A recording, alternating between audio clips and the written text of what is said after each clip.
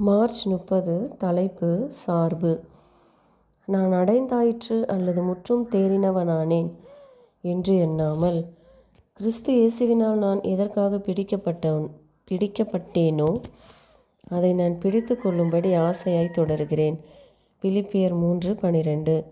ஒரு கிறிஸ்தவனுடைய ஆதி அன்பின் அனுபவமானது முழுவதும் எளிமையானதாகவும் புத்துணர்வுடனும் இருக்கிறது.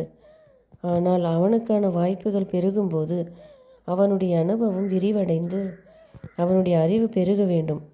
பொறுப்பை சுமக்க அவன் வலிமையானவனாக மாறி அவனுடைய முதிர்ச்சி அவனது ஸ்லாக்கியங்களுக்கு சரிவிகிதத்தில் இருக்க வேண்டும்.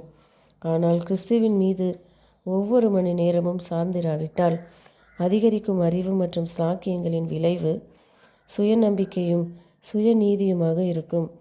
வளர்ந்து வரும் கிறிஸ்துவே அவனுக்குள் நற்கிரியையை துவங்கியுள்ளார். எனவே அவரே அதை முடிக்கவும் வேண்டும் என்பதை மறக்கும் அபாயத்தில் இருக்கிறான்.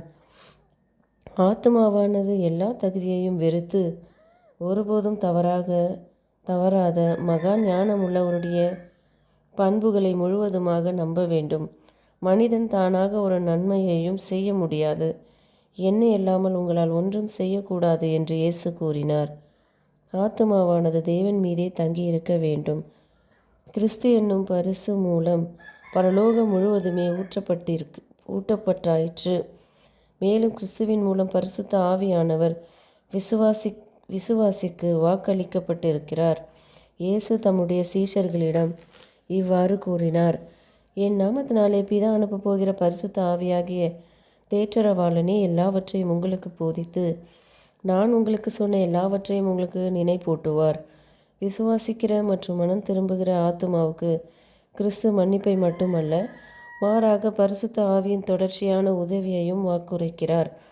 மண்ணில் உள்ள விதையின் வளர்ச்சியில் முன்பு முளையையும் பின்பு கதிரையும், கதிரிலே நிறைந்த தானியத்தையும், அந்த தாவரத்தை பரிபூரணத்திற்கு வளர செய்யும் கண்களுக்கு புலப்படாத ஏது கரங்களின் கிரியையை மனிதனால் காண முடியாது. ஆனால் விசுவாசத்தில் ஆரம்ப நிலையில் இருந்தாலும் ஆவியின் கனி உங்கள் வாழ்வில் வெளிப்பட்டால் நீங்கள் மரணத்தினின்று ஜீவனுக்கு திரும்பி இருக்கிறீர்கள் என்பதை அறிந்து கொள்ளலாம். நீங்கள் விசுவாசத்திலும் நம்பிக்கையிலும் அன்பிலும் வளருகிறீர்கள் என்றால் உங்கள் ஆவிக்குரிய நோக்கமானது தெளிவடைந்து விட்டது என்பதை நீங்கள் அறிந்து கொள்ளலாம். மீட்பின் திட்டத்தில் மகிமையுள்ள தெய்வீக குணத்தின் வெளிப்பாடுகளை தியானிப்பதில், தேவனுடைய அன்பை தியானிப்பதில் உங்கள் இருதயம் நன்றியுணர்வோடும் மகிழ்ச்சியோடும் பிரகாசித்தால் நீங்கள் பரிசுத்த ஆவியானவருடைய ஒளி கதிர்களினால் பிரகாசிக்கப்பட்டிருக்கிறீர்கள்.